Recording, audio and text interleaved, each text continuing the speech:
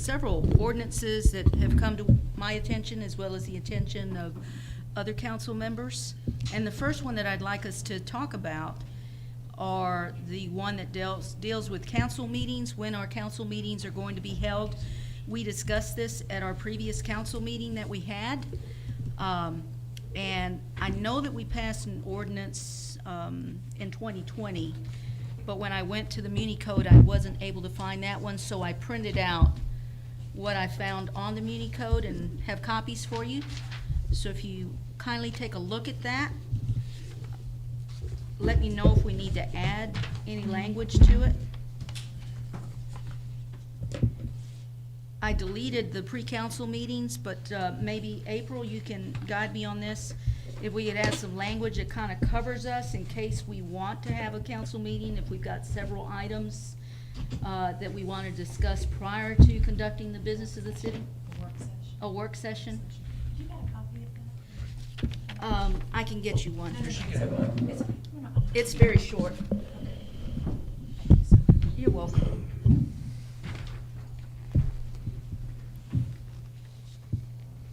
And that's also something that y'all can do at any time. Okay. It's actually better if it isn't in the ordinance, because y'all can always do that. If you Great. want to, do that. That's what I wanted to make sure of, that we'd be free to go on and do that, and not necessarily have it in the ordinance itself. It's a quick question. Like Yes. a work session has to be, what's the word? Advertise? Advertised, just noticed, that's the word I was looking for, same as a. 24 meeting, correct? hours. Right, it can Okay. be So as long a as- special meeting, it's just a regular council meeting that's generally 7 days. Thank you. Now, we would need to, Cindy, are you agreeing with April that we kind of strip the ordinance, we make it more of a resolution? Is that what you're proposing? What does our legal counsel advise on that? Can we make that a resolution instead of an ordinance? Concerning what, the work When our sessions or concerning date, time, and meetings? place of council meetings are You going would to need that in an ordinance. ordinance? But Okay. just the stuff that goes on the Work session. agenda and everything like that of the meeting could be a resolution? Correct. Right, okay. That's exactly correct. Yeah. It's those are more council procedures, Mhm. you know, and they do not actually have to be in the form of a law. Okay, Because they're just basically y'all's rules of operation. okay, So, and I would actually recommend that they not be in your code. okay. Because it just, you know, it just, generally, they're not found there. Okay. All right, so the way that this reads, is it will read this way: regular meetings of the city council shall be held on the first and third Tuesdays of each month at 6 p.m. in the council chambers at the City Hall, located at 101 South 20th Street, Irondale 35210, unless changed by circumstances, motion, or resolution of the city council. Are you fine with that language? Do we need to add anything? Is it clear the way it's written? The only thing, I'm fine with the way you read it off and everything. Councilman London did ask if we could hold off on the move until February. February? Yeah, Okay. that was one thing he did ask. All right, I mean, it's the motion of the body, and he knows that, but that's just like apparently his program fills up or frees up in February. So that was just an ask that he had. Now, I mean, if you. February 1st is a Tuesday, so basically we would pass it that it starts February 1st. Basically, yeah, okay. yeah. I'm fine with that. Are you fine with that, But I mean, Councilman Boggs? we can Yeah. leave it though, the way it is though, because we already have a motion to have it on first and third Wednesdays currently on the books, right? Yes, I mean, and then when February the 1st comes around and we have that date on as an item, we just organically move to Tuesday. Is that right? or what we could do is have the resolution for the second Wednesday in January and pass it then, could we not? Either that, or you could actually have the effective date of the ordinance. Okay. That's what I. Okay. Let's put it- Perfect. We can pass it whenever we want to. Let's Okay. just put an effective date. So can you put an effective date in that for us? Sure. Okay, And that would be, starting with the first council meeting in February. February, Yes. yes. February 1st is a Tuesday. Okay, so it'll be February 2nd. No, it'd be February Oh, 1st. Tuesday. Tuesday, yeah. Yeah. I'm still thinking Wednesday, sorry. That's okay. And so we can actually pass that, resolution or ordinance whenever we put it on the agenda to vote on it. Okay. Very good. Clear. So everyone's good with February 1st? Cool. Okay. So, David, do we want to discuss the ordinance that you just gave us copies of? Sure. To the owning or keeping of dangerous dogs? Sure, we can do that. And Okay. that came about as a reaction. I cannot remember the case, and Chief isn't with us right now, but there was a high-profile dog bite case, I believe, that went to the state level, and that was kind of modeled around the state ordinance around vicious animals. That's kind of how that came to be. Sir, do you remember officer, do you remember the high-profile case that happened at a state level that kind of that sort of triggered that vicious dog ordinance? I believe it involved the breed specificity ordinance of the city. But that, because they didn't have, Chief, you're gonna jump in here and correct me if I'm wrong, sir. I believe the ordinance that the city in question was found problematic was that there was a breed specificity, pit bulls, Staffordshire terriers, et cetera, and so forth. But the animal in question didn't fall into those lines, and they still tried to adjudicate it as a vicious dog, and they didn't really have a clear definition. Long story short, determined that any animal could be considered vicious if it has a proclivity toward biting unprovoked. And that's where this went. So Gotcha. we had to get away from the anti-pit bull statute. Right. And go to a more Broader definition. Vicious dog based on behavioral Yeah. patterns, not on breed. So that's how we got to the current place we are with that. Chief, if I could just ask you, any pain points with this current vicious dog ordinance? Anything that you guys are struggling with, or? So we're reviewing all of our ordinances. Matter of fact, we're gonna start in January, we're gonna have a code enforcement investigator. Okay. So they'll handle code enforcement issues.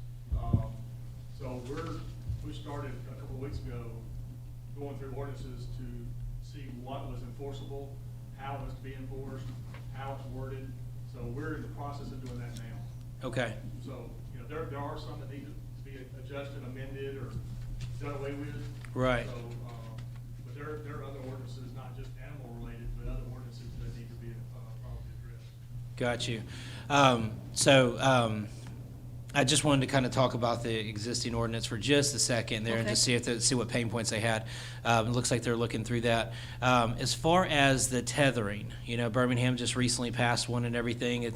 It's obviously got a lot of words in there to define everything, but I'm curious to see what you think about a tethering ordinance and in regards to enforcing it. I think ownership of the animal has come up in conversation and things of that nature. So I was kind of curious because we can write the ordinance and put it into effect. I think Birmingham's ordinance is a very good one.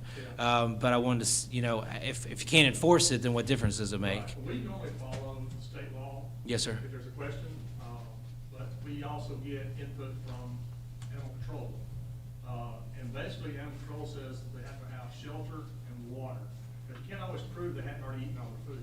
But if you obviously observe an animal that's malnourished, then you can bring in animal control to determine that the dog is, or animal is malnourished and needs to be seized. Sure.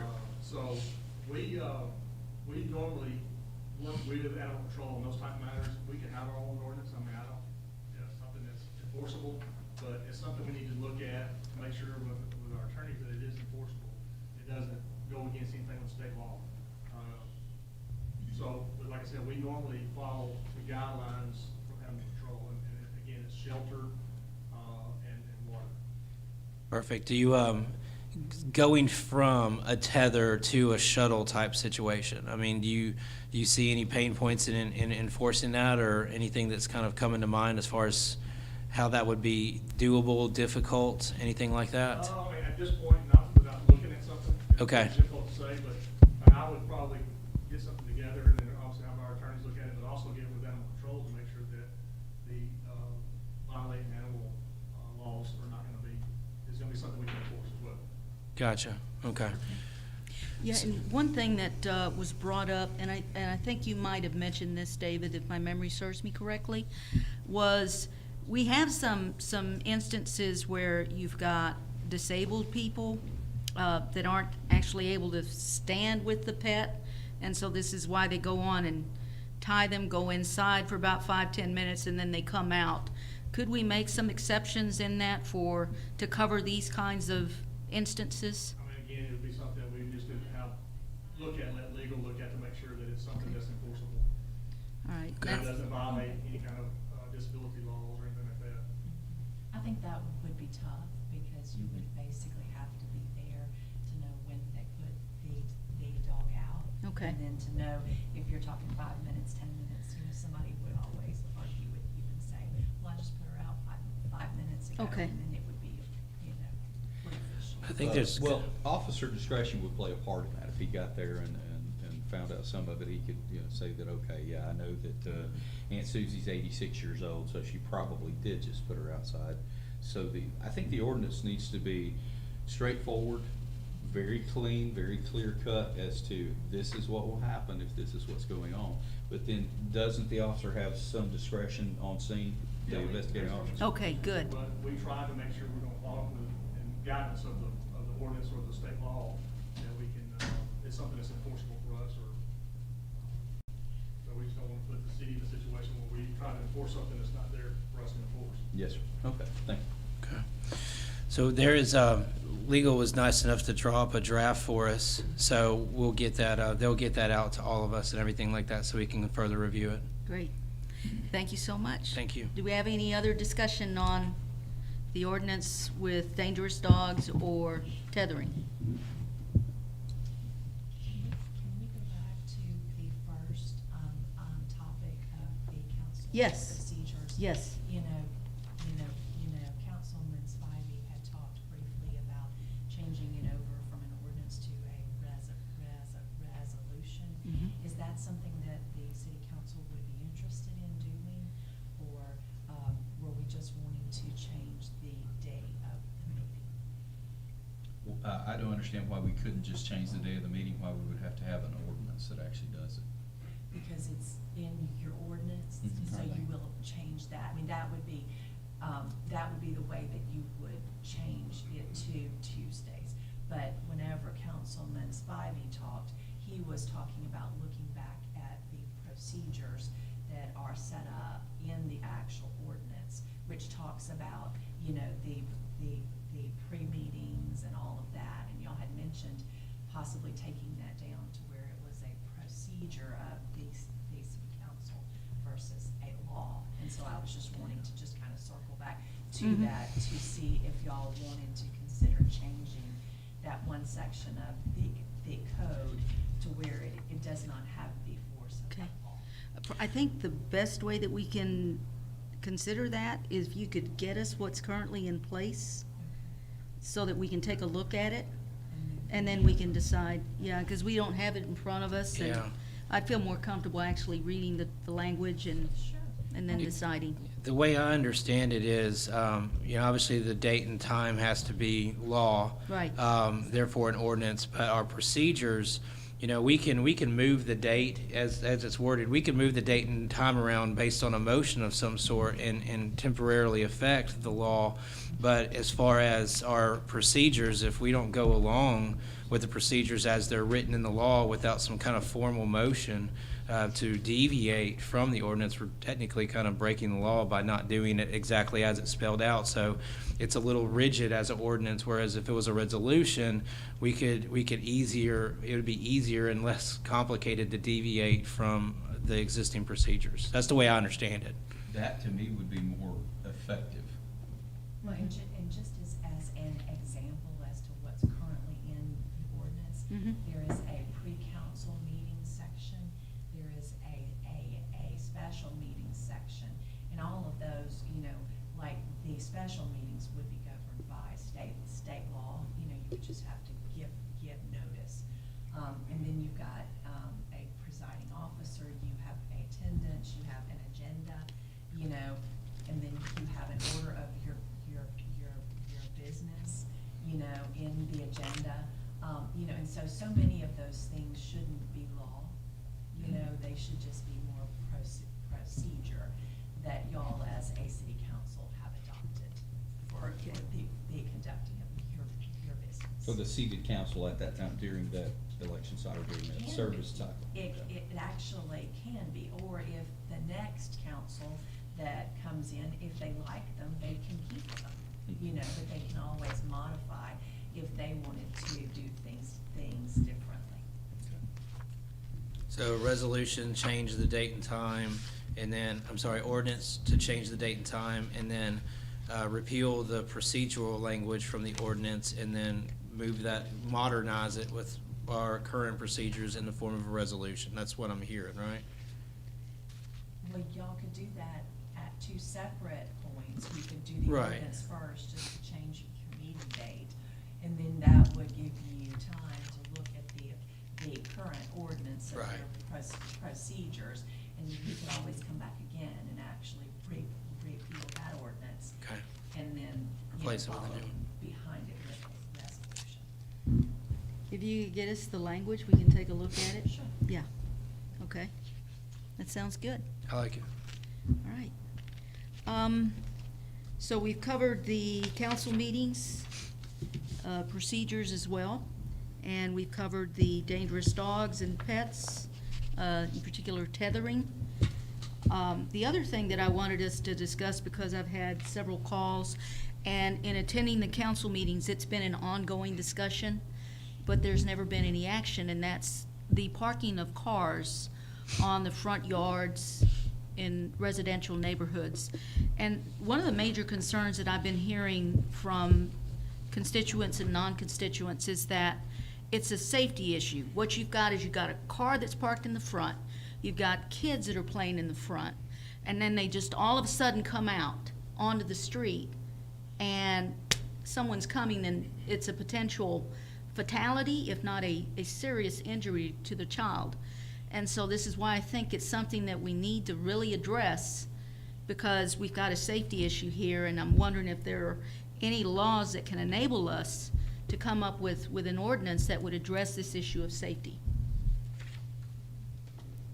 The city council can regulate for, you know, for health, safety, welfare. And so that would be the actual power that you would need to pass such an ordinance. Anyone want to discuss that?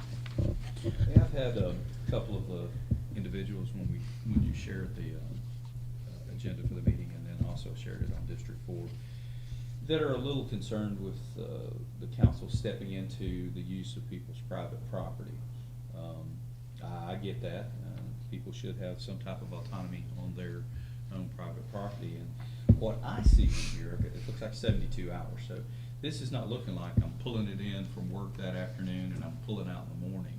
This is looking like, to me, it's a vehicle that's left there for an extended period of time, is what is more of the complaints than people parking on their front yards. Now, in some neighborhoods, I could definitely see, you know, in a gated community where people don't want to see a, 1963 truck that hasn't moved in 6 months. But to me, that this ordinance covers that. Correct me if I'm wrong, Chief, but that's kind of what the code enforcement guy do. We've got a vehicle in our neighborhood that's out there, and he came out, Greg came out and looked at it, and they covered it because it didn't have appropriate tags. And the next step will be to have it towed, this, that, or the other. But are we Well- really looking at telling someone, I got off shift at 10 o'clock at night, and I came home, and my wife had her friend there, was having a Bible study, and so I can't pull up in my own front yard that I live at and pay taxes for, and park there until the next morning when I get up to go to work. Now, 72 hours is what it said, so that's kind of where I'm at on this. Well, I don't like vehicles okay. parked in front yards at a personal level, but that is a personal freedom that is that citizen's property. If I can, when I looked at our ordinances on vehicles, I didn't find anything that addressed the issue of parking on the front yard of a residence. This that you're referring to is an abandoned vehicle. Section 9-52, storing of abandoned vehicles. And if you look on the next page, the back, again, we're not talking about parking on a front yard. It's a no parking area, a posted no parking area. And then on 954, it addresses the issue of semi-trailer trucks parked on public ways of the city. And then on 958, an unattended, junked, abandoned, or non-operable motor vehicle. And then 959 has the authority to cite or tow. So I don't see anything that addresses the issue of parking a vehicle on a front yard that poses a safety issue. And I guess that's where I'm coming from, of the concerns that were raised to me is, it's my front yard. How are you gonna dictate to me whether that's safe or not for me to park it there? Number one, my kids are playing there, maybe some neighborhood kids, but how are you gonna come in and control the safety of where I park my vehicle on a day-to-day basis? Are you gonna tell me that I have to create a new driveway? Or is there some reason I can't pull my car in there, park it on the front yard because I've got my grandma visiting for 2 weeks? Where are we going with trying to go into that type of control of people's civil liberties or property, their liberties of their property? I'm not saying I'm against it, I'm just saying those are things that I think it is very aesthetically unappealing. Could it be a safety violation? Yeah, but I mean, no more than a kid's out there playing on a very open front yard throwing a football, and the football goes into the street and they run out there. That, where the cars are parked on the road, is actually more the danger, which appears to be covered in here. And that would just be a policy consideration for y'all to make as a body. Okay. And then the other concern that was addressed was people who move, and I think it's covered here. People who move and leave their vehicle parked on the front yard. I think that the storing of an abandoned vehicle, that might play a factor, would it not, Chief Wiggins? If someone were to move and they leave the vehicle on the front yard? I mean, again, you have to look at, like, for example, saying, how long has it been there? Have they actually sold the house and they still, but they haven't sold the house, they still own that house? If it's over 72 hours, would it not be a violation? Based on the ordinance, if it's in violation. Yeah. So I'm just saying, how would you know? You have to make sure you could determine and prove that it's been there over that time frame. We sticker vehicles, and we don't follow the state policy or procedures on sticker vehicles. Okay. Anyone else? One thing that comes to mind with me is about this, just another one of those kind of gray areas a little bit with it, is over in Roebuck Plaza, for instance. There's some of the roads where the houses were there, or the city roads were there, but they never put a driveway in. Now, they park their car exactly where the driveway probably would be. There's just not pavement there, you know? There's just the worn out yard where they've been pulling in and stuff like that. So to me, that doesn't necessarily constitute that they're parking in their front yard, because they'd be parking in the same place if there was a driveway there. You see what I'm saying? Mm-hmm. So just another one of those hard spots that I think we're gonna be finding a lot of.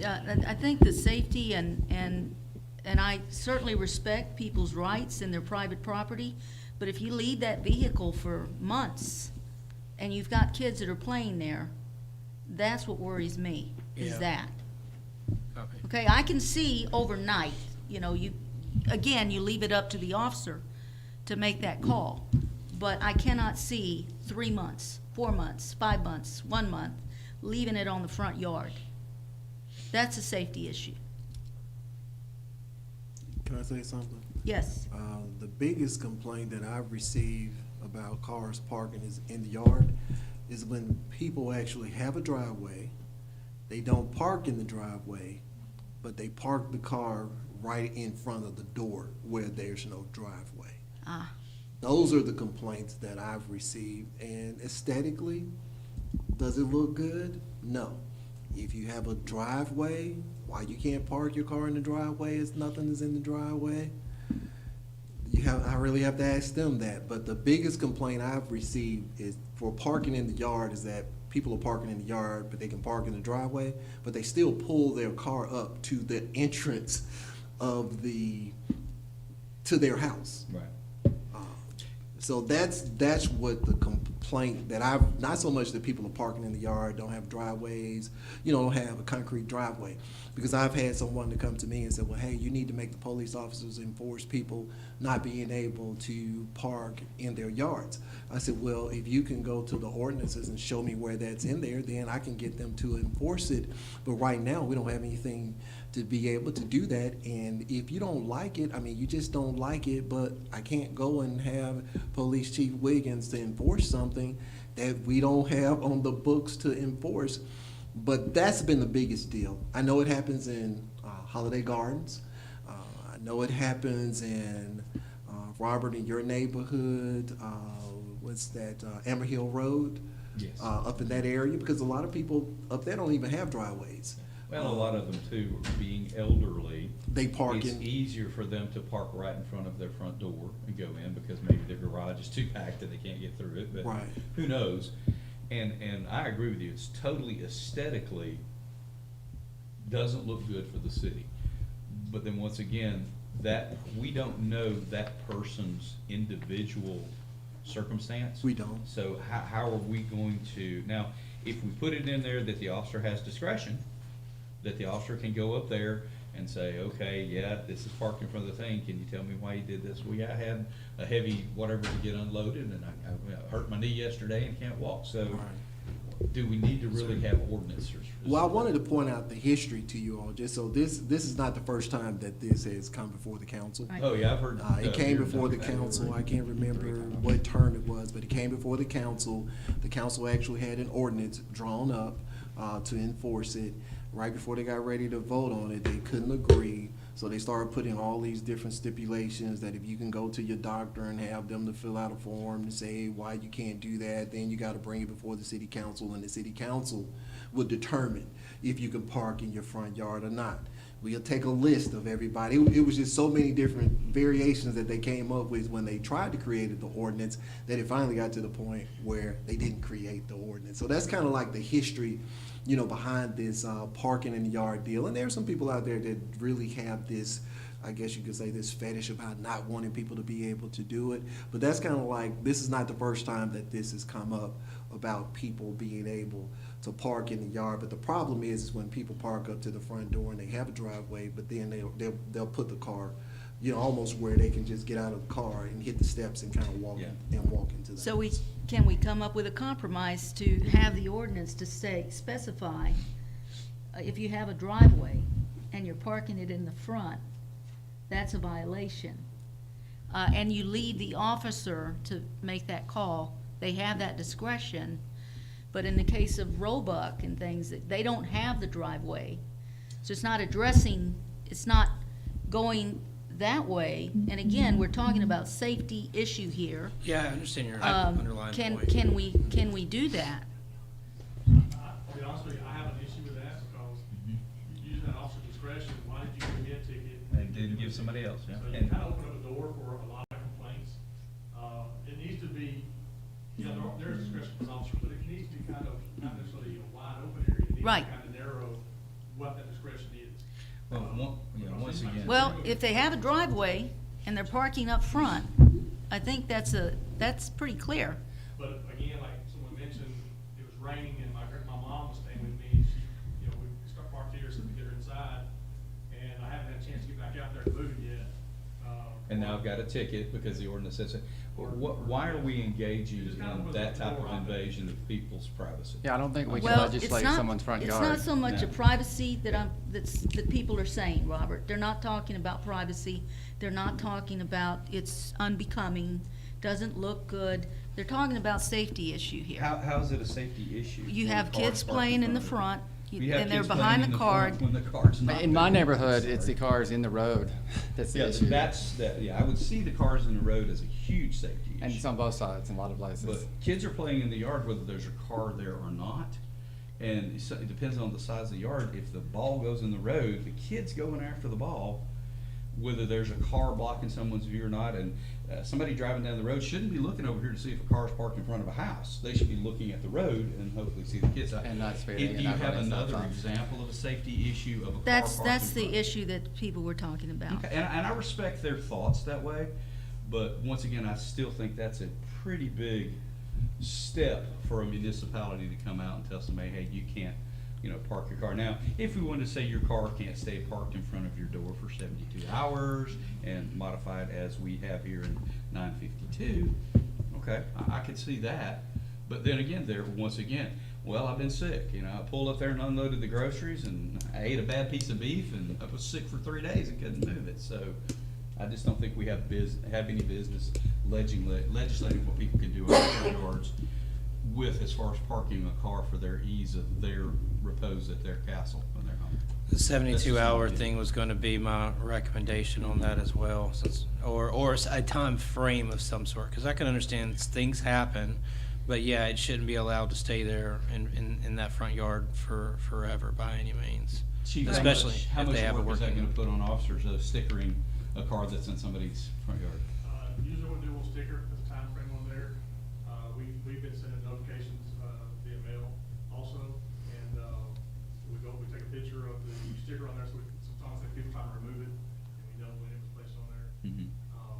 So then, it's just a process. Right. And, by the time we do all that, and they move it on, 71 hours. Yeah, it's just. or somebody comes out and pulls the sticker you I mean, put on. Someone goes out for Thanksgiving and they come back, they've got a ticket because their car was in It's a their family yard. I gathering. mean, I think we're gonna hear about that. Yeah, I respect what you're trying to do, Councilman McQuaylor, but I just think it's, and I agree that it's aesthetically not appropriate. I'm finding it a stretch to be a safety violation. I'd have to have some other instances that show me how it's unsafe, because it's actually maybe safer for the 83-year-old grandma to get off and be able to step right over onto her stairs, than it is for her to try to walk and stumble across the yard from her Yeah. driveway. Well, I always think about that, what if? Yeah. And if that were your child that got killed or really seriously injured, you would see it differently. I've had family members that did have accidents that way, Councilman McQuaylor, and. Okay, so we're it taking it actually these came instances back into down to- account. It actually came back down to parental supervision and childhood training. So the city can't legislate everything. No, and we're not talking about that, but we are talking about what is reasonable. Is 72 hours reasonable? I think it is. I'd like to ask the chief a question about parking in the street. Holiday Gardens clearly has a lot of cars in the street. Sometimes it's just a car on one side. On some streets, and I know some of them up and down in Birmingham and some are Irondale, but on some streets, there's cars on both sides, and it's, you're doing a slalom course, someone else is as well. Where is the line from someone's parked, maybe one tire's in the gutter, to how far out, before it becomes a safety hazard? Well, one of the issues with Holiday Garden, the roads are narrow. And if someone, and there's a lot in there that do not have a driveway as well, so they park on the street. Some people have taken up part of their dirt and poured gravel or put Right. stone so they can get more out of the roadway. But really, as long as an emergency vehicle can pass through, that's really our enforcement. You have other areas you can look at, is it blocking someone's drive, things like that, but it's really, can the emergency vehicle pass through?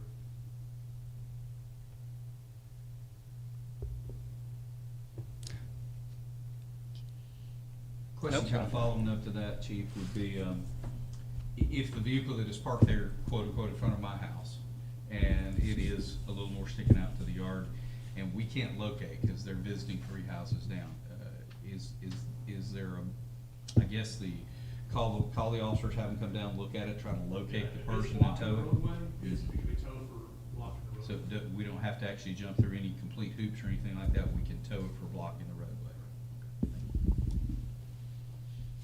Of course, we would try to find out who the owner is before we move.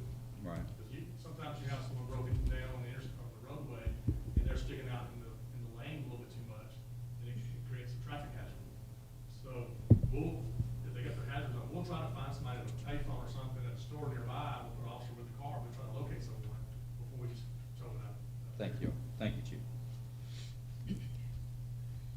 other comments on this one?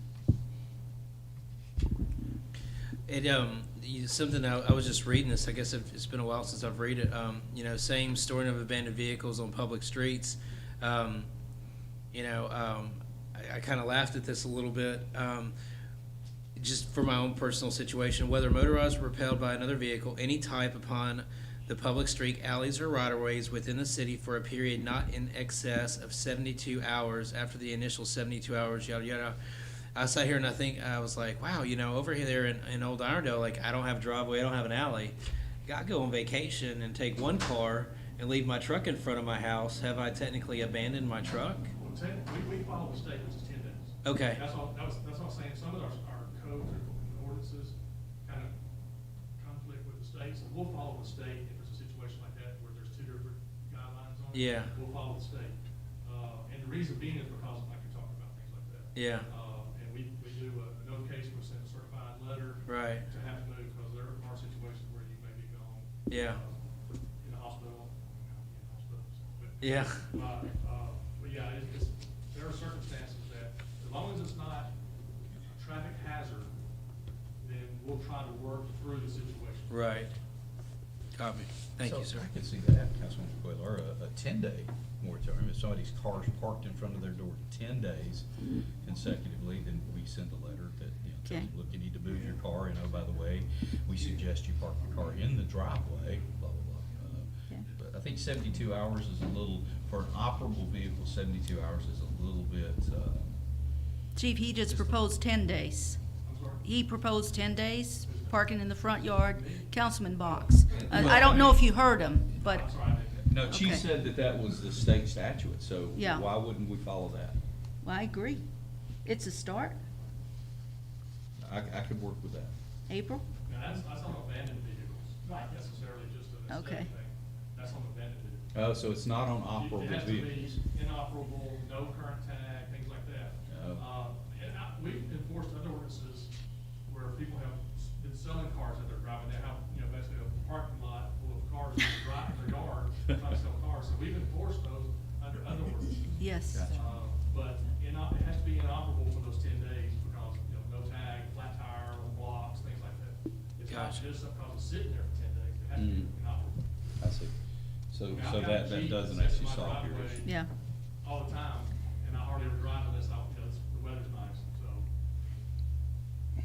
Okay. But it needs to be inoperable, well, I don't say it needs to be, that's what we're enforcing, or vehicles that are inoperable.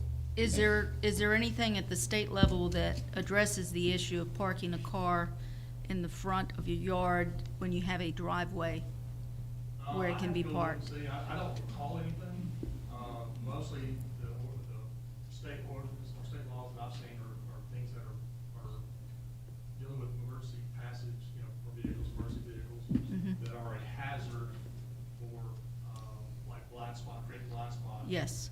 We get complaints about people parking close to the stop sign, but it's not marked, but by state law, it has to be so many feet from it, it doesn't have to be marked, things Okay. like that. So, most of them are emergency type situations, or situations where creates a hazard or dangerous situation. Okay. Would you kindly look into that? Like we talked about earlier, or someone talked about earlier, just being a aesthetic issue. Yeah, that not doesn't, necessarily a safety hazard. does. Would you kindly look into that to see if there's a state law that Like I said, addresses most of that? them are dealing with a hazard or a dangerous situation, Okay, or creates a dangerous situation. all right.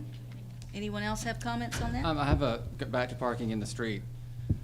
Would there be a way to specify that if you are parking in the street, you've got to be pulled as far, I don't know, into the gutter, touching the curb, something like that, as far off the roadway, or, I don't know how that would get defined or spelled out, but at least, if you're 2 feet from, you're in the middle of the road, in my opinion, Legal does, how much control does the city have from the edge of the road into the road?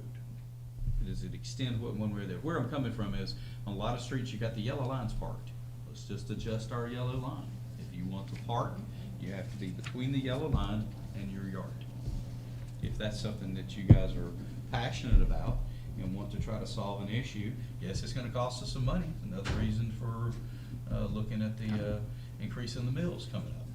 If we paint yellow lines, then there you go. If you were parked outside that yellow line, then you're in violation, can be issued a citation. And so you're saying that you're asking where the road right-of-way is? Yes, As to correct. whether or not the city can regulate within its road right-of-way. So we could come through there and create a 1 foot or a 2 foot gap from the edge of a property to a yellow line stripe. And then pass an ordinance that says if you're parked outside of this yellow line, you're now in violation of the city's ordinance for parking on the road.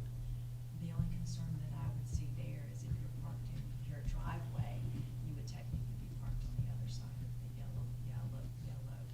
So you would still have No, I'm talking about if you're parking, if you're extending into the street past the yellow line. Oh, I I pull see. over to Oh, I the see. right or the left, whichever side of the road, but my vehicle tires are now inside the yellow line from the center of the road toward my property or toward the property I'm visiting. My vehicle tires are now inside the yellow line toward the property I'm going to. I would think that, Chief, you could deal with that currently, couldn't you? We Because it would be. and again, it would be the traffic pattern. Right-of-way, The right. issue you may run into is places like Holiday Garden. You put a yellow line down the middle of the road. You got no- You have no room on either side of it. Well, I guess, again, depending upon the street, the neighborhood, you're gonna have curves. You're gonna have some with gutters, you're gonna have some that just the road stops. And so I guess I was just trying to figure out, can you define the edge of the roadway that, like, you must have at least 2 tires very close to the curb or in the gutter or at the edge of the roadway, you know, so you don't leave, again, Well, if 2 we- feet of If space. we painted a line on either side of the road with enough room between the 2 lines for an emergency vehicle to pass through, then that's pretty plain to people. You know, you got your yellow line on the right, your yellow line on the left. If I'm parking to the right, my tires have to be in my yard or in my visiting yard that I'm going to, and inside that yellow line to the right, they have to do the same thing to the left. Then there's no question about whether traffic is impeded, because you're measuring from the middle of that yellow line to the outside of that yellow line, the distance that our largest emergency vehicle would need to go. And I feel like I understand where you're going, but I feel like that would create a bunch of 1-lane roads. a question for you on that, just as a point of clarity that might be easier, is if we know how wide the largest emergency vehicle that would need to go down a road, then you take dead center and divide, and say, okay, if the emergency vehicle has to be 10 feet, dead center equals 5, dead center of the road is 5 feet, then your vehicle cannot encroach on that area of dead center. And without having to pave a line, it'd be pretty easy. If I want to make sure, if I want to go buy myself a dually or something like that, I can run out there and make sure that I can be outside of that dead center Mhm. area. Or the officers that are enforcing, I guess, can have a Right. tape measure, but that, Right. to me, the simpler thing is the lines. But Gotcha. I get where you guys are coming from. Yeah. I respect it, thank you. Any additional comments on this? No, ma'am. not for me. Okay, just so that we're clear, Chief Wiggins is going to check on whether or not there are state laws to address the issue of parked cars on the front yard of a residence that has a driveway. Are we good with that? And then point of clarity real quick, Chief, if I may. You said you were bringing on someone to revisit the ordinances in January, I think? Well, no, kind of, we're gonna have a code enforcement officer. Okay. So his duties will handle a lot of this, but in the meantime, between now and January, we are going over our ordinances to find issues with ordinances to make them more enforceable, or, the wording on it to be proper, that it is enforceable. Do you have a deadline that you're working towards? The officer will begin in January. Okay. So sometime in January, hopefully, we'll need to come also to the council with recommendations on ordinance changes. So that hopefully will be in January. Okay, thank you, sir. I was just curious. So they could get with you and we could set another meeting? Yes, Okay. yes. That sounds great. All right, so we'll move on to the last one, which has to do with noise, and Councilman Box asked that we discuss our noise ordinance, and I printed copies of what I was able to find on our Muni Code. And Councilman Box, I'll turn it over to you, and you can make your comments on that. We have in one of our neighborhoods, I won't really mention any names, but some people, I guess, that have a band or like to play their stereo pretty loud at various and sundry times, and it does interrupt the peaceful repose of individuals in their home. The challenge is I guess, for our officers, if they go and don't hear the music, then they're not really powered to be able to enter the residence unless there's some other things, and I'll let Chief get to that in a little bit to try to explain it. But from what I'm understanding, we do have a quiet time from 10 p.m. to 7 a.m. And it also looks like that there is not a decibel number in the ordinance, so that may need to be considered. But that if music or exhaust from cars where people are working on them, or revving engines, or loading them up and they're scraping, just all kind of different things, it appears to be a fairly detailed ordinance. You could make some suggestions, chiefs, that we could tweak it in. But to remind the citizens, if you've got a complaint and you've got a neighbor that's just not being a good neighbor, in some cases, it's better to get with some of the other neighbors and come down to City Hall, to the magistrate, and talk to them, because the officers are limited by what they can do. And so, Chief, if you'll explain that kind of what can happen in that realm, and you're looking at this one, I'm sure, as well, to see if there are some tweaks that we could do outside of the quiet period and outside of the decibel amount of the noise. Well, typically, if we get a complaint, we'll go out and listen.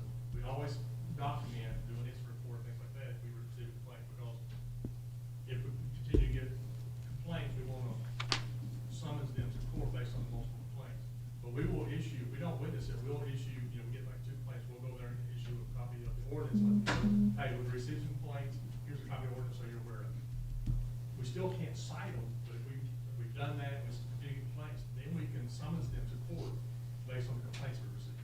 Okay, so the city can actually summon them to court without the homeowners or residences? Well, or they would be the witness, so they would have to come down. We're not the witness, we didn't witness it. Okay. So We wrote ride and there's no noise, so the witnesses would have to be there to testify to the complaint.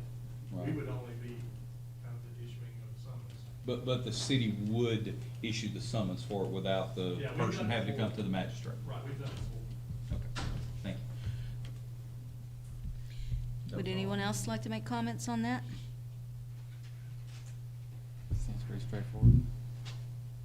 It's a pretty strong ordinance. Yeah. Councilman Box, are you fine with what we've got now, or do we need to? I'd like to see, if there is anything that Chief needs to add to it. I don't know if there's, are we gonna let any citizens, we may run out of time. Are we gonna let any citizens speak here? Or we could do that during the council meeting, right? We could do that on, at comments to the council and non-agenda at the end. Perfect. Okay, so anyone that would like to make comments on really any of these can discuss this in our comments on non-agenda items.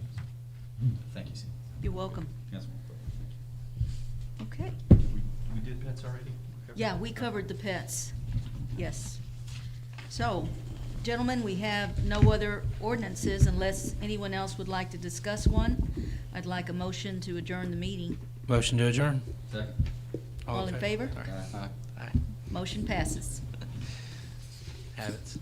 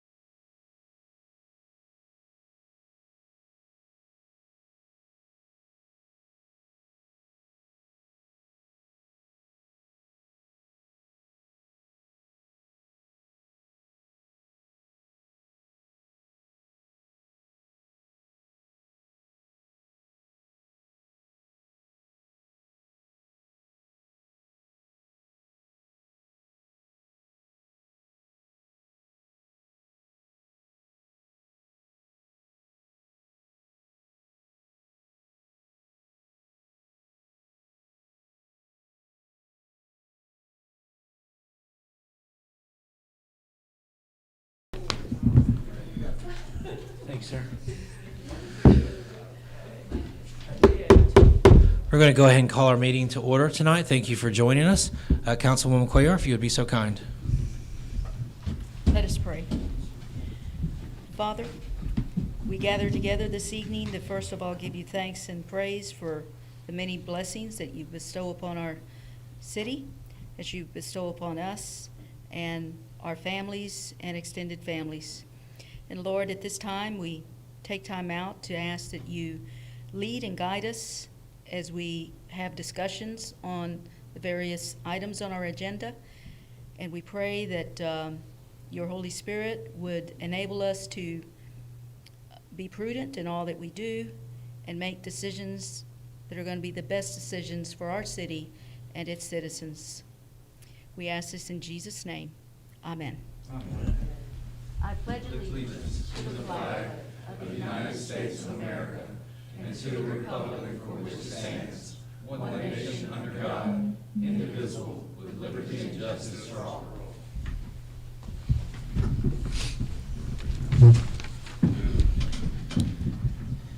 Thank you for that. Appreciate it. Call to order. Councilman London is absent. Councilwoman Cuellar? Here. Councilman Box? Here. Councilman Sims? Here. And myself, present as well. That being said, looking for a motion for the approval of the minutes from the regular council meeting on November 17th of 2021. Make a motion that we approve the minutes for the regular council meeting on November 17th, 2021. Second. We have a motion and a second. All in favor? Aye. Okay. Now, if we could go ahead and have a motion for the approval of the bills. I'll make a motion, we approve to pay the current bills of $128,532.31. Second. We have a motion and a second. All in favor? Aye. Any opposed? Thank you. At this time, we'd be looking for any professional and/or consultants to deliver any reports to the council tonight. Any professional or consultants? Fair enough. That being said, Mayor, if you would please deliver us your report. All right, Council President, thank you for giving me the opportunity to be able to speak to our wonderful audience tonight. I'll just go ahead and begin with several items that I wanted to share with everyone. The blasting for the Publix development started on yesterday, so if you begin to have any issues on Old Leeds and Grants Mill, I'll ask you that if you would please contact Brad Dawes, who is our in-house blasting expert. He learned a lot from dealing with the tower development. Brad will be able to help to walk you through it and be able to give you the answers that you would need to be able to inform you about what's going on with that. The road project that we approved a couple of months ago has begun with milling and crack sealing in the Stone Ridge subdivision today. Once they finish Stone Ridge, they're going to move to the north side, and once they finish the north side, they're going to move to Queenstown Road to be able to finish up the $2.1 million road project that the council adopted a few months ago. The final blueprint Irondale is available on the website. You can go to blueprintirondale.com if you want to be able to see the final draft that has the comments that were given by the citizens about how we can be able to improve that plan.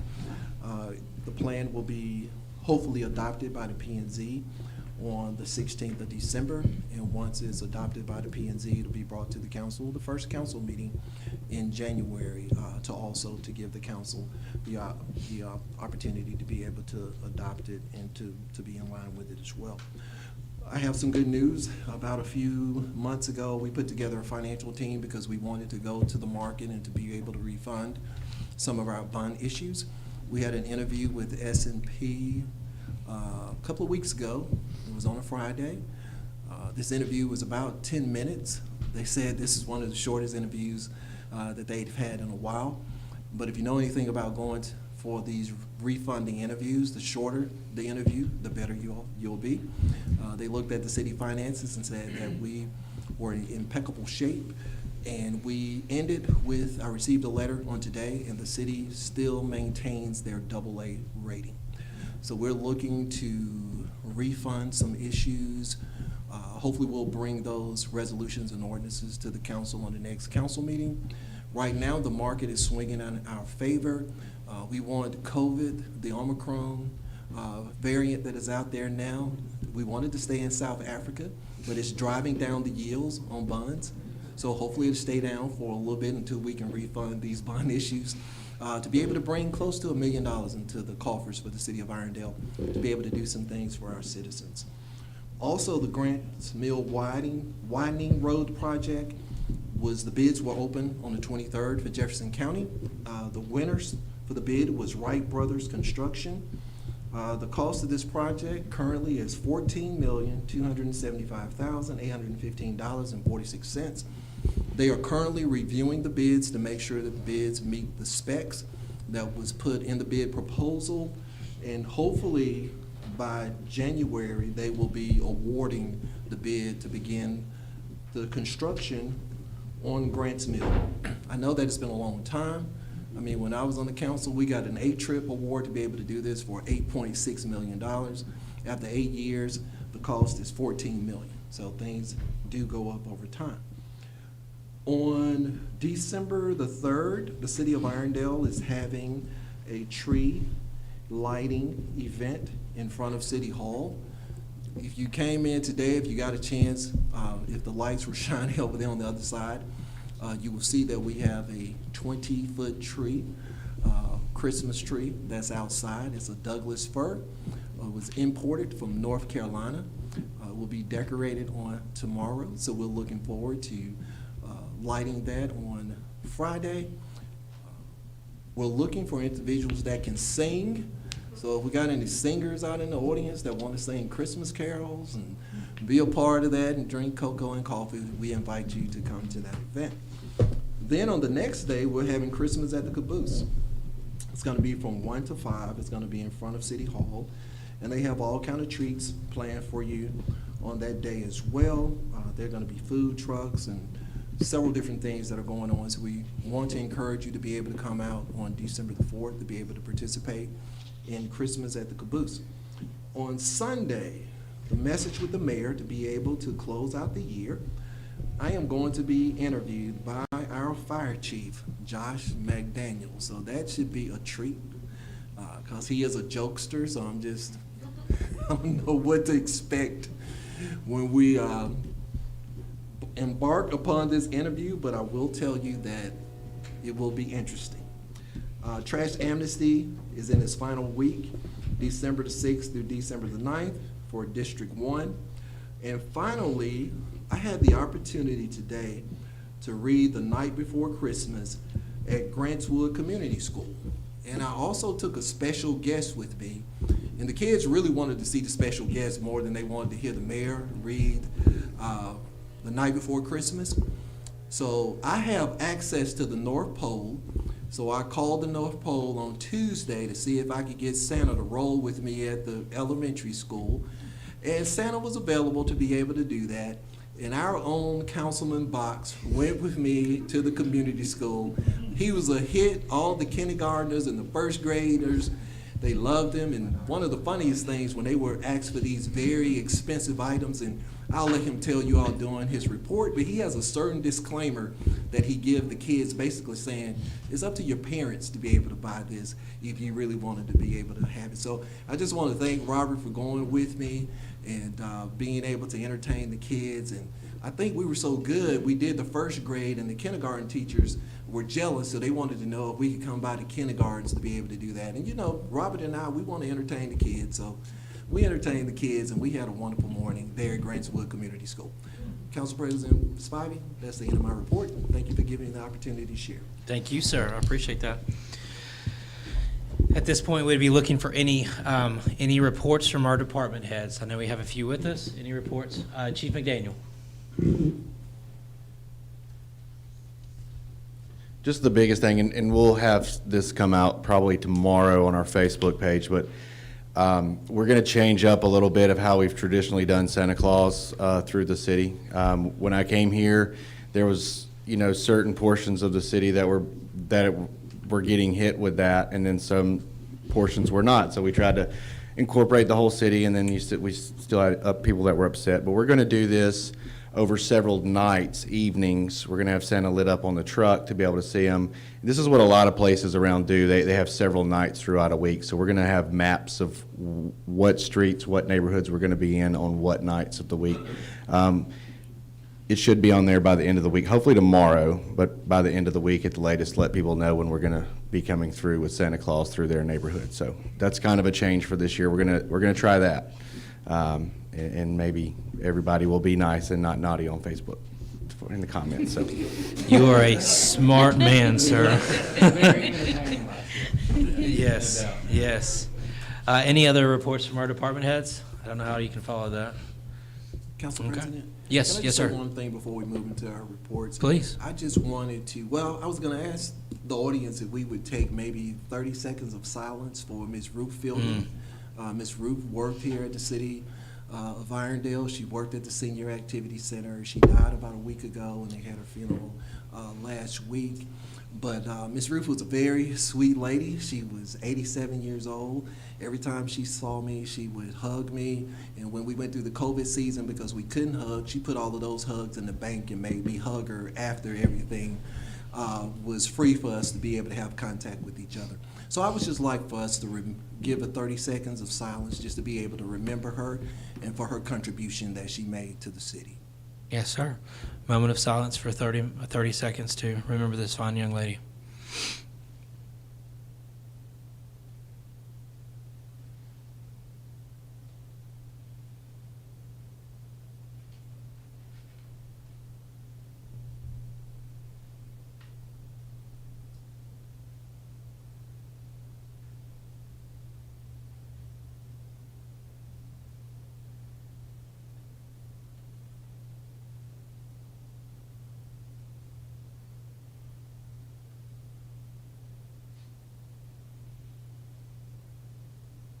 Thank you for that, sir. We appreciate that. Any, before we move on, any other reports from any other department heads? Okey-doke. All right, that being said, time for our council reports. Councilwoman Cuellar. Well, good evening, everyone, and thank you so much for being here. I wanted to report that our little free libraries that were ordered for the neighborhoods in District 3 in cooperation, working with the Irondale Arts Council. I'd like to thank them for helping in getting that arranged so that we could have these little free libraries in various neighborhoods. It's something that I'd like to do on a continual basis, but there were 4 that were ordered, and one will be going to Ellard Park. The other will be in the Carl Daly area, another one in the Cahaba River Valley area, and the third one, I think, is at Bainbridge, if my memory serves me right. I need to get with Lynn Marino and make sure that's where it will be. But I hope to have more of these because there is an interest in having these throughout the neighborhoods. So if you didn't get your name in the hat in time, know that there'll be some possibilities to do it for your neighborhood in the future. The second thing I'd like to report, and this is for the gentleman on the council that kind of helped with that, I learned late last night that my Facebook account where I put information was hacked into. It was done by an instant message, and I immediately took action to get that issue addressed. It seems that the way that it happened was I received an instant message from a constituent, and I've always been one that tries to respond and take action as quickly as possible. Basically, it said, can you take a look at this and get back with me on it? Well, I thought it had to do with an issue in the neighborhood or whatever, so I clicked, and that was a major mistake. So the recommendation that I received is, when in doubt, either call, text, or email the person to find out what it is that they want. I will not make that mistake again in the future, but I want my constituents to know that all is well, and please continue to communicate with me because I am here to serve you. That's all I have to report. Fair enough. Councilman Box? Just welcome everyone, like the mayor said, and it was an awesome time today. There's nothing more important to our posterity than our kids that are coming up, and trying to guide them and encourage them, and point them on a path of good citizenship, finding what they're meant to do and fulfill their callings on their lives. So it was a real blessing, and I guess I'll go ahead and deliver now the legal department at the North Pole has been working quite a bit with Miss April to try to come across with some things. And, you know, one of the most popular things is a puppy or a kitty or a pony. So what I've been told is Santa has to make the following disclaimers when requesting certain devices. So, all puppies, kitties, ponies, livestock, motorized vehicles, and electronic devices require parental approval. Now, the kids a lot of times don't know what parental approval means yet, but I leave that to their teachers to explain. So with that said, back to the city's business at hand. We've completed a couple of projects, so we're looking at finishing up the Hampton Place sign project, and I'm still waiting to hear from any of my other neighborhoods if there's some things that you'd like to see if we can get done for you before the close of the year. And with that said, that completes my report, sir. Thank you, sir. Councilman Sims? Thank you, everybody, for being here. Without all the plastic, I feel like we're a lot closer. Thank you to Councilor Box and the mayor for visiting Grantswood. I got to talk to my daughter, my youngest is a kindergartner, for about 4 minutes racing here from work. And I did hear about Santa Claus, and sir, I'm sorry I did not hear anything about you being at the school, but. That's the way it rolls. That's how it is when you roll with Santa Claus. You probably just didn't have a bright enough suit. But, so thank you. I know firsthand they enjoyed that. I've got two announcements. One, the Irondale Arts Council has their holiday market and bake sale Friday, December the 10th, and Saturday, December the 11th, from 10 to 3.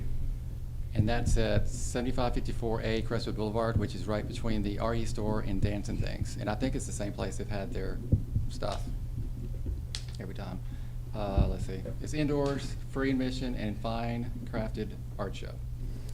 And second, the Holiday Gardens Neighborhood Association is having their holiday fellowship on December the 14th. It'll be at the police substation right next to the water department, and 7 to 9 p.m. And that's all I have. Fair enough. Thank you, sir. Thanks for coming. Glad to see all the faces and everything. One thing it was an impromptu conversation that I had with Jared from the water department, but anybody that's concerned about 2nd Avenue North with all the maintenance that's been going on, it's been quite a lot that's been going on through there. They've reached the end of their maintenance, and they've packed it with the fill, and pretty soon, hopefully, that should be completely repaved, because it's pretty rough right now. But there was some pretty heavy lifting that needed to be done, a lot of old gear that needed to be taken out of the ground. So just strengthening our infrastructure is what's been going on there. So just be patient with the rough spots. We'll get through it and get the roads repaved, but more reliable infrastructure in place. Trash amnesty, Mayor, want to thank you for that.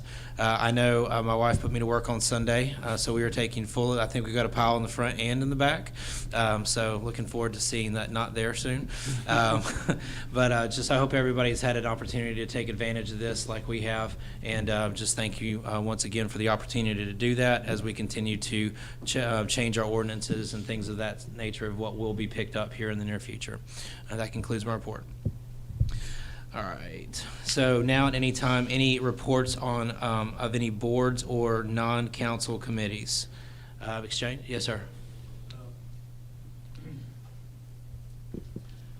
I'm John Shaw with the Exchange Club of Irondale, and we've got our activities going on again for the 34th year of supporting families in need in Irondale. We've got boxes put around in different sites around the city, City Hall, library, and some of the fire stations. We have been, I think, instrumental in many of the families being able to take care of themselves in Irondale in the past. We do anywhere between 25 and 50 families. And thanks to the generosity of a lot of the folks that live in Irondale, and donating money as well as food and stuff and clothes and toys. It's been an effort quite a bit that is kind of, I don't know how to say it. It's a lot of work. We organize things in one of the empty storefronts over here, and we've been doing it for about 34 years, I said. And I just appreciate the help of the city allowing us to put the boxes in some of the city facilities.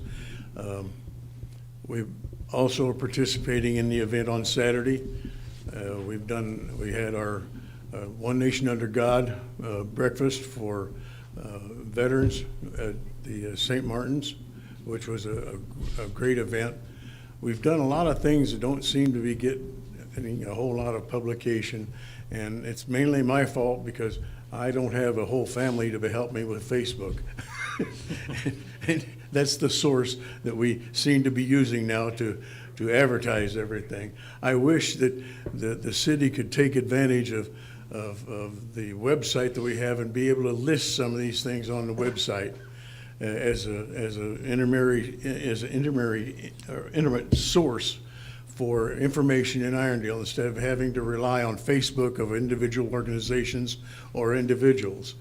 I think it would center the importance to the city. I'd like for it, I've brought this up several times in the past. I hope you can act on it in the future. I would like to see also us having a gathering of what's happening in Irondale, because we've got a lot of things going on right now that are conflicting with each other. And we don't need to have that, in my opinion. We can choose one or the other and let it be, rather than having 3 or 4 or 5 people collecting food from all over for their own organizations to be able to distribute in Irondale, I hope. So maybe after the new year, we can get together and have some sort of sense of planning for the coming year of activities for Exchange Club, as well as the Chamber, as well as the city. Thank you. Question for you, Yes. John. When have you identified a weekend in December that you're going to be distributing? We will be distributing the last week, right before Christmas. Okay. And we usually have sorting and ask for some volunteers to help us out with it. It usually turns into quite a project, because and I'm getting a little bit older, so lifting is not that easy to do anymore. Sure. So anyway, anybody would like to help, give me a call or talk to them at the city. We've got brochures in the entranceway over here in the city to be able to recommend people also, because we only deal with recommendations for people. We don't have people call us for help. We want to have people recommended to us, so we have 2 people to be able to question to make sure that it's a viable person that has a need.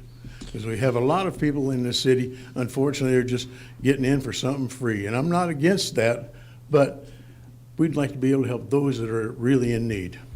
Are you going to have the people that you identify come to y'all, or are y'all going to be distributing? We change this every other year. I know, that's why I wanted a point of clarification. Some years we ask folks to come and pick it up, and some years we deliver it to their homes. And the reason we do this is because we want to be assured that there is a need. Okay. And because we do have quite a few repeat situations. Gotcha. Thank you, sir. Thank you. Mhm. Council President, Yes, sir. lady. Yes, please. Hey, how you doing? Please.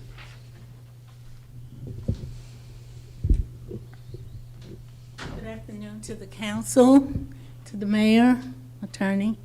I'm Carolyn Jones. I'm with the Irondale Chamber of Commerce. And I'm here to invite everybody to come out this Saturday and the entire metro area. We're going to have Christmas at the Caboose. We have food trucks. We have live entertainment. We have costume contest. We have, I think it's the Irondale Multi-Sports tent. And we're going to have cyclists from all over the metropolitan area. They're going to be coming. They'll be staged on the side of City Hall. Just to name a few, we have Cocoa Crab, Smoke on Wheels, Ivory Shore Bread Pudding, Taco Marachi, Cousin's Maine Lobster, Dirty Red. We have vendors. We have honey. We have jewelry. We're going to have everything at this event, and we want everybody to come out and have some fun. We got Santa, and we got Cool Santa. And I can't explain the last one, but just, come out and have some fun, bring your family. Thank you. Thank you. Thanks. Any other reports for any non-council committees? Thank you. Moving on, we do not have any public hearings tonight, so we'll move into the deliberation of our agenda items. Point of clarity on our agenda. So we've got our unfinished, item number 1. Moving into the new business, just from housekeeping, item number 2, under new business, will need to be moved. So as we're going through, we'll obviously deliberate on, but as we're going through the passing of the agenda, something to consider and vocalize. Item number 2 will need to be moved to the regular agenda. We'll talk more about that here in a second, and it's going to be a resolution, but it's going to be needed to take through the ordinance process. Item number 4 will need to be moved to the regular agenda as well. And let's see here. And legal, that does not need to be taken through the ordinance process, does it? It just needed to be moved because of the additions. It could be taken out. Taken through the ordinance process, perfect. So, outstanding. Remaining a resolution, but taken through the ordinance process. And then item number 9 will also need to be added to the regular agenda and taken through the ordinance process. So that being said, item number 1, under unfinished business, resolve resolution 2021 R143 declares that certain personal property is not needed for public or municipal purposes and directs the disposal of such property. This would be the item that we tabled at last meeting. Councilwoman Cuellar, do you have any questions on this item? No, my questions were answered. Thank you. Councilman Box? No question. Okay. Councilman Sims? None. And myself, no questions there either. Moving on to item number 3, under new business, that would be resolution 2021 R154 that authorizes the execution of an agreement with Alabama Power. This has got my name on it. Basically, this is just a redo of the original, just due to some wording. There was some inconsistencies in the payment language and everything, so we're just basically just redoing it to bring it in line. Any questions on that, Councilwoman Cuellar? No questions. Councilman Box? No question. Councilman Sims? None. And myself, no. Okay. Let's see here. That was item number 3. Item number 5, under new business, resolution 2021 R156 authorizes the renaming of Masonic Drive to Grantswood Road and repeals resolution 2000 R26, so naming the roadway. Councilwoman Cuellar, any questions on that? No questions, just a comment. I'm glad that we're doing it because it's confusing the way that it's currently set up now. I agree fully. Councilman Box, any questions? No question. Councilman Sims? None. Okay, and myself, none too, and proud that we're kind of cleaning up that stretch. Item number 6 under new business, resolution 2021 R157 authorizes the lease of 2 Freightliner M2 New Way 20-yard rear loaders and 2 2022 Freightliner M22 with C model brush hog loaders in the amount of $684,837.72 from Republic First National Corporation for the Public Works Department. Councilwoman Cuellar, any questions on that? No questions. Okay, Councilman Box? No, all mine are answered. Councilman Sims? None. Okay, and myself, none. Item number 7 under new business, resolution 2021 R158 authorizes the lease of 5 F-150 4x4 and 1 F-450 pickups in the amount of $214,335.00 from Republic First National Corporation for the Public Works Department. Councilwoman Cuellar, any questions? No questions. Okay, Councilman Box? No question. Councilman Sims? None. And myself, none. And then item number 8 under new business, resolve that resolution 2021 R159 authorizes the lease of 1 compact track loader in the amount of $118,093 even from Republic First National Corporation for the Public Works Department. Councilwoman Cuellar? No questions. Councilman Box? No question. Councilman Sims? None. And myself, none. Just a point of clarity, these were all anticipated items. They were all in the budget that we passed prior. And then, so item number 9, we'll move on. So that being said, going back up to item number 2 under new business, resolve that resolution 2021 R153 authorizes the execution of an agreement with Stay Dry Roofing LLC in the amount of $25,875 even for the repair of the Irondale Senior Activity Center roof. Councilwoman Cuellar, any questions on this? No questions. Councilman Box? No question. Councilman Sims? None. And myself, none.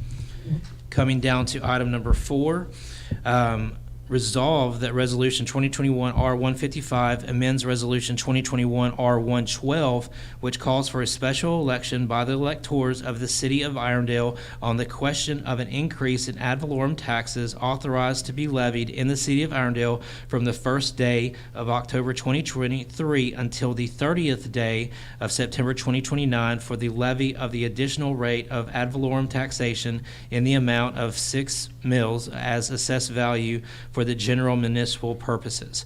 The reason this is back in front of us is because based on Mayor's commitment, there was a sunset clause added to that, so the language changed a little bit. Mayor, do you care to add anything to that? And also, although we will have the election in March 22nd of '22, the actual tax levy will not go into effect until October 23. That was one of the things people wanted, to be able to have an additional year between all the other increases that we had. So although it would be adopted in '22, you will not see it on your property tax bill until '23. Thank you, sir. Councilman Cuellar, any questions on that? No questions. Okay, Councilman Box? No question. Councilman Sims? I just want to clarify see it on your tax bill, October 2023, meaning that's the first, like, it will be due on October 1st, payable by the end of that year, or starting on that date for the next year, that's when it'll go up. Okay, we'll have the election March 22nd of '22. And we will then, because anything that gets in before May 31st would be starting on October of '22. Okay. So instead of starting October 22, we're gonna start October 23, which would be a part of the fiscal year October 2024. So the city wouldn't see the rise in rates coming into it until October, well, Yes, one of the late requests. 2024. Yeah, one of the requests was, since we had so many increases in this Right. fiscal year, if we could give our constituents a tax break, if we could delay it for another year, then it would be more acceptable for people to consider it, since we're not putting this burden on everybody in 1 year. All right. Just want to be clear. Thank you. Thank you, sir. Now I do not have any questions there. Finally, item number 9, resolve that Resolution 2021 R160 authorizes the execution of an agreement with IBML Imaging Business Machines LLC in an amount not to exceed $15,500 for the scanning of records for the Irondale Fire Department. Councilwoman Cuellar, any questions on this? No questions. Councilman Box? No question. Councilman Sims? None. And myself, no questions. All right, that being said, we've deliberated on all of our items tonight. So basically, at this time, I would be looking for approval for the form of the full agenda. That would be the consent agenda and regular agenda. I make a motion for the approval of the full agenda Second. With the exception of, item number 2, number 4, and number 9, which will be moved to the regular agenda. thank you, we have a motion. Do we have a second? Second. All in favor? Aye. Any opposed? Thank you very much. At this time, would we be accepting any public comments on agenda items only? Questions on agenda items only. Fair enough. At this time, I would accept a motion to approve all items on the consent agenda. I make a motion that we approve all items on the consent agenda. We have a motion. Do we have a second? Second. All in favor? Aye. Any opposed? Thank you. That being said, as we move into that regular agenda, item number 2 under new business, if someone could take us through that ordinance process for that resolution. Make a motion that ordinance, so it's gonna change the ordinance or stay a resolution? It's going to stay a resolution. We're just going to take it through the ordinance process. I make a motion that resolution 2021 R153 be read. We have a Second. motion. We have a second. All in favor? Aye. Make a motion that we suspend all rules that will prevent the immediate passage of resolution 2021 R153. Second. We have a motion and a second. Roll call. Councilwoman Cuellar? Yes. Councilman Box? Yes. Councilman Sims? Yes. And myself, yes. Finally, I make a motion that Resolution 2021 R153 be adopted and approved. Second. We have a motion and a second. All in favor? Aye. Aye. No opposed. Okay. Item number 4, under new business. I make a motion that Resolution 2021-R155 be considered read. Second. We have a motion and a second. All in favor? Aye. I make a motion that we suspend all rules that would prevent the immediate consideration of Resolution 2021-R-155. Second. We have a motion and a second. Roll call. Councilwoman Cuellar? Yes. Councilman Box? Yes. Councilman Sims? Yes. And myself, yes. I make a motion that Resolution 2021-R-155 be approved and adopted. Second. Motion and a second. All in favor? Aye. No opposed. And then finally, item number 9 under new business. I make a motion that Resolution 2021 R160 be read. Second. Motion and a second. All in favor? Aye. I make a motion that we suspend all rules that prevent the immediate consideration of Resolution 2021 R160. Second. Motion and a second. Roll call. Councilwoman Cuellar? Yes. Councilman Box? Yes. Councilman Sims? Yes. And myself, yes. And finally, I make a motion that we approve and adopt Resolution 2021 R160. Second. Motion and a second. All in favor? Aye. Aye. No opposed. All right. And we have finished our agenda. All items have passed on that agenda. At this time, we would be looking for any public comments to the council on non-agenda items. Yes, ma'am. Please feel free to come forward and state your name and address. I'm Donna Pike, and I live at 440 East Ventura Drive in Roebuck Plaza. I don't know what to really call my comments. I'm not sure if it's a complaint or a concern or all of the above, but I tuned in to the Ordinance Committee meeting earlier. We have had a broke-down car, sitting at a rental house which has been empty for months. Not weeks, not days, months. I think all the tires are flat, as a matter of fact. I have turned this over to the inspector. Now, I may be in error. I should have called the police. But I thought by some chance somebody might take the VIN number and see who it belonged to, or to call the rental, to look at to call the tax assessor's office, see who owns the house, and make them move the car. Mayor, the preferred channel for raising those concerns would be to call the police department and file a complaint. No, you can send it to me and I'll direct it to the proper department. Well, I'm directing it now. 312 East Ventura Drive. It's a white car. I think the tires are flat. It's been sitting there in the front yard for months. Yeah, tell Ms. Allison. Yes. You got it? Perfect. Can't miss it. It's ugly.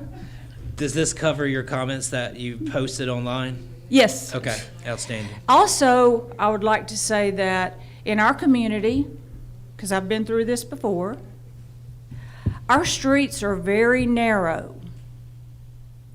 So we cannot have a party and park all over the street, because then it leaves no room for emergency vehicles, school buses, et cetera, et cetera.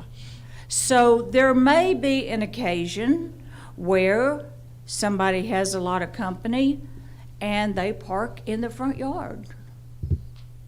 And, you know, that's just a fact of life. Not every community in the city of Irondale has a perfect driveway or a perfect yard. We have to deal with a lot of ditches that take up what could possibly be parking, but there are ditches there, and so we have to do the best we can.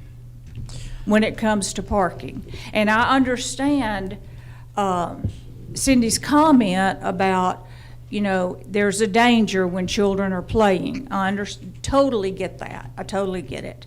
But when it comes to everyday life, and people have to do what they have to do in order to park their car, get out, and do whatever they've got to do, then sometimes it may not be the perfect solution, but it's the only solution, is to park in the yard. So There were a lot of very good ideas that were tossed around tonight as far as possible for provisions. I think Yes. I think the body and the constituents will be pleased once we come with the final ordinance. And I That- imagine we'll be yeah. having another meeting to consider our final drafts Yeah. before we move forward. You may have missed the concluding part. I did. I missed the first part Okay. of it. The chief will be looking into Alabama state law to determine if there are any laws that it would address the issue of parking a car on the front yard if you have a driveway. Yes. You could park your Yes. car, but not on the street, but if you have a driveway. So he'll be looking into that. That's kind of where we left it. And that's going to be interesting to see what it has to say. But, well, anyway, thank you so much. Thank you for taking down my problem. Thank you. Any other comments to the council on non-agenda items? I see two hands. Okay. Francesca Roscoe, 5018 Janet Lane. I have two questions. What is the purpose of the tar squiggly lines that they're putting all over the streets? That's the crack ceiling. And number two, is that the crack ceiling before the paving or just crack ceiling? Generally, the crack ceiling is one solution depending on the condition of that road, correct? Okay. Right. How old does a road have to be in Irondale before it's repaved? It has more to do with the condition of the road. So the engineers have a criteria that when they go out to review a road, they take all these factors into account, and then based on what that final score is for that particular road, that's how they determine if we're gonna crack seal it, if we're going to overlay, or if we're gonna go ahead and mill and put down new pavement. And will a listing be posted as to which streets will be paved in Irondale? Yes, I thought we had put one out on the website to list in the first phase what was gonna be crack sealed, what was gonna be overlay, and then what was gonna be milled with new pavement. We should have phase 2 by July of this year to determine, because we had a 12-year plan, and we've been able to reduce that to 2 years. So we're gonna get everything that was supposed to be done in a 12-year period. We'll finish that up by FY 2023. Okay. I was just wondering, because some streets have dips in them, like it's gonna be a sinkhole or something, and I was just wondering. Yeah, some of that is storm drain issues. So we're trying to see what's going to come through Washington with the infrastructure bill. And as soon as that has been determined, all of the money and how it's going to be able to flow, I can tell you right now, Sane Engineer is doing a study of all the storm drains in the city of Irondale. So when that money is ready to flow to the municipality to go ahead and begin to do the replacement of those infrastructure items, we will already have a ready-made project in place to be able to present for funding. Okay, thank you. Thank you. Yes, sir. Hey, how's it going? Good. So I live at 531 Danton Lane, and I just moved there in July. Me and my wife have actually lived there off of Danton and Cornell before. We were part of a house church there. And I guess the issue, I don't really have a solution for it. I was just gonna at least raise the concern and see if there was any solutions or advice or anything to take. Some of it I actually got from the previous meeting, I guess when the chief was here talking about the noise issue. But that was basically it, noise and then trash issue. So I live on Danton, so it's pretty much a main corridor of Holiday Gardens. I love the neighborhood, love my neighbors. The issue we've been having is we have some crazy bass going on. Like, I don't so much mind it during the day when you're passing through, but especially late at night, past 10, even on to 2 a.m., enough where it like vibrates my house. And it's difficult, especially my wife has a pretty difficult job, and so she definitely needs sleep. And And so that's a big issue, especially we have a neighbor that's down the street a little bit, and he's constantly going between two, like, he has a friend that lives down the street, and he's going over there, and like, he'll just park on the side of the road and be for like 30 minutes with it vibrating at an intense level where it's like you can't even watch TV or do anything. I approached him actually Thanksgiving night. I tried to do it in a pretty gentle way to say, can you just turn it down? He wanted to fight me, so that was fun. So we ended up, like, we ironed it out basically, and he said he would stop. Next day it was the same stuff again. So I don't know the best way to handle that. I did listen earlier, so I got the idea to maybe get some of my neighbors together and maybe bring it to, who do I bring it to? Well, what you need to do is to, we'll give you the phone number, but call 205-956-5990. Okay. And those are non-emergency calls. That goes directly to the dispatcher's office. Okay. And you can give them the address of where the event is taking place, and then they can dispatch an officer to come out there to be Okay. able to deal with it. So yet again, I don't have the perfect like solution or anything. I just didn't know, even possibly like sometimes a police presence occasionally to come through there, at least late at night. I think one time, and since July, I've seen a police officer in the neighborhood. So yet again, I don't want like them in all the time or anything, but occasionally just to like, you know, at least keep people alert, you know, to, you know, that's not cool to do. So, and the other thing is, yet again, I'm in the main corridor of Danton. We have tons of trash thrown in our yard, like daily. Like I'm having to pick up at least 3-4 pieces of trash in our yard every single day. So, yet again, I don't know I have a solution for that, but I don't know if it's just a lack of respect for the neighborhood or what, but it's getting a little ridiculous. And yet again, I don't know how that could be enforced, but it's happening like daily. Would you mind if we put a no littering, no dumping sign? Yeah, that's great. Yeah, we're cool. Yeah. All right. So, yeah, well, I appreciate you hearing me out. If there's any other advice, just, you know, that'd be great. Well, Chief Wiggins is back there in the back. Okay. So you can talk to him before you leave. Okay. About the noise. And Lee has your address for the no dumping, no littering sign. So we'll go ahead within a week or so. Okay. And get one of those put up in your. Yeah, definitely. Well, I appreciate you listening. Thank you very Okay. much. Oh, sir, can we have your name for the record? Yeah, it's Charlie Denton. Thank you so much, Mr. Yeah, Denton. thank you. Okay. Any other comments to the council for non-agenda items? Non-agenda items? Yes, ma'am. Yes, I would like to make a few comments as to the ordinance. I missed the first part of it, I apologize. As to parking on the street and in and on the yard, in the yard, that's been a concern of mine for many years. It seems like when one car starts parking on the street, the rest of them follow. Well, they're doing it, their teenagers doing it, and then next thing you know, you've got cars lined on both sides of the street. It is a safety issue, and it detracts from the community and the desirability of the neighborhood. In my neighborhood, we have it is on a cul-de-sac, so it's slow-moving traffic for the most part. But when they park on both sides, you have a small space in between. I've almost had 2 head-on collisions in my own neighborhood, slow-moving collisions, because we both moved to the middle lane. I'm going up a hill, I can't see what's coming over, especially at 5 o'clock in the afternoon sun. It's just blacked out. And we were head on, and there was cars on both sides of us. But with all of the UPS deliveries and FedEx and everything going on, the mailman comes every day in a truck, the garbage truck is there 3 days a week, pretty much. We have school buses every day. So we have these big vehicles every day that are having to fit between 2 cars. It's a problem with people walking dogs. One neighbor almost hit another neighbor who was walking a dog because that neighbor bent over to do something with the dog. She came up, she couldn't see because of the parked cars, and almost hit the other neighbor because she couldn't see it because of the parked cars. And most people, the majority of the people, are doing it for convenience, not because they're handicapped or for any other reason. They either have too many vehicles for their household, or they just don't want to walk up the hill. We all have steep driveways.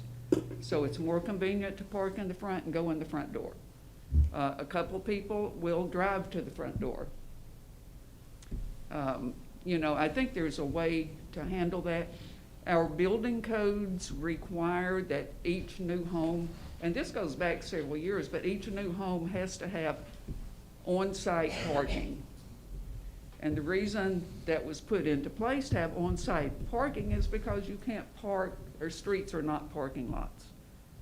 The building code says they're required to have on-site. We do have some that are grandfathered in over in Old Irondale where they don't have, they weren't built with garages or on-site parking. And those, I think we need to give special consideration for. But in the other neighborhoods, they're required to have on-site. They should use it. It's a hazard, and it depreciates property as well. And not only that, but it collects trash underneath. You have oil, petroleum, antifreeze leaking underneath. The weeds grow up underneath. The stray dogs sleep underneath. It's just a problem. I'd like to see that addressed. Thank you, Jenny. Thank you. Can you give your name and address for the Yes. record, Jenny? Yes, Jenny Brown, 4154 Riverbrook Road. Thank you. Any other comments to the council on non-agenda items? That being said, I would accept a motion. Motion to adjourn. Motion and a second. All in favor? Aye. Thank you very much for coming out this evening. It's a pleasure to see you guys.